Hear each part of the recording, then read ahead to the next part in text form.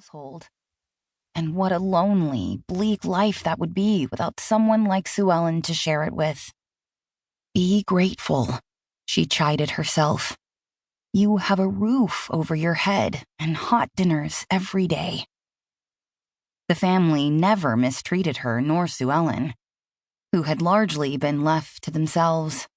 Sometimes they were grateful for the lack of attention, but they often felt ignored.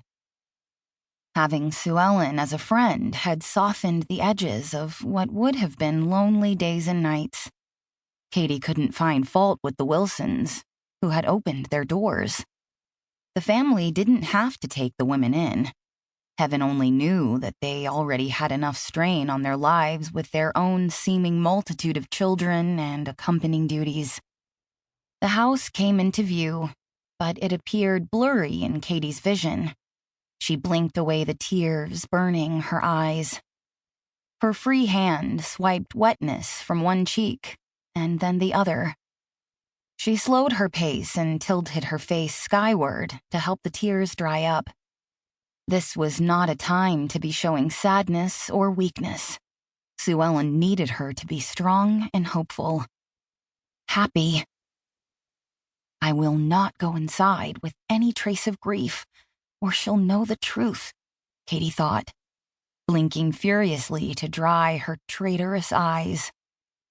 When Sue Ellen first fell ill, the doctor told Katy in measured tones that he'd considered it a miracle if Sue Ellen lasted a week. That was 2 weeks ago. Katy knew that her friend's time on Earth could likely be counted in hours.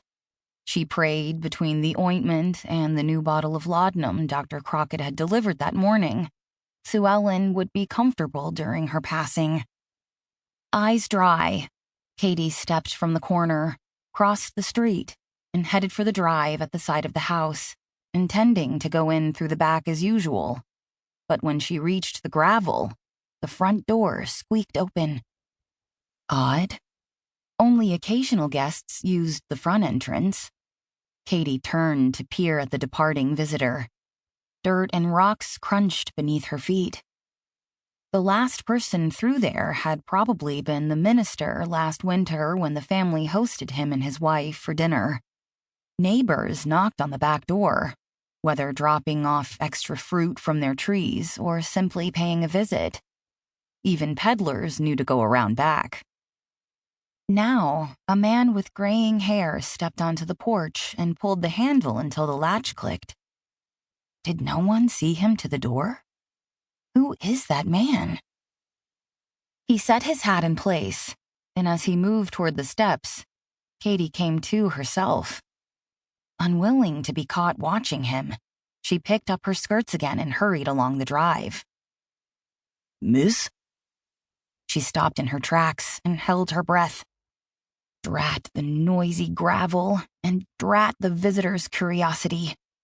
Couldn't he tell by her haste that she had urgent business? She heard his heavy footsteps. As he drew nearer, she could feel her cheeks burning hotter, as if she were a child caught in misbehavior. She slowly turned around, unsure what to expect. His trousers were clean and pressed, his shirt starched, his dark red cravat tied impeccably. His starched and pressed clothing juxtaposed against the leathery brown skin of his face. He'd clearly dressed up for this visit.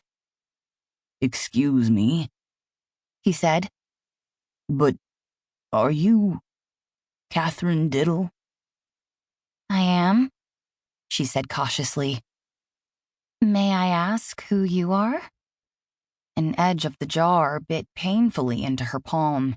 She willed her fingers to relax. Her jaw tensed instead, as if her unease needed someplace to settle. The man removed his hat. Heinz Balmer, he said with a small bow. I recently moved to town with my daughter and her family. His speech, while clear, had the softened vowels and distinct consonants she'd grown up hearing from many older Midway residents. She tended to forget that they were Swiss immigrants.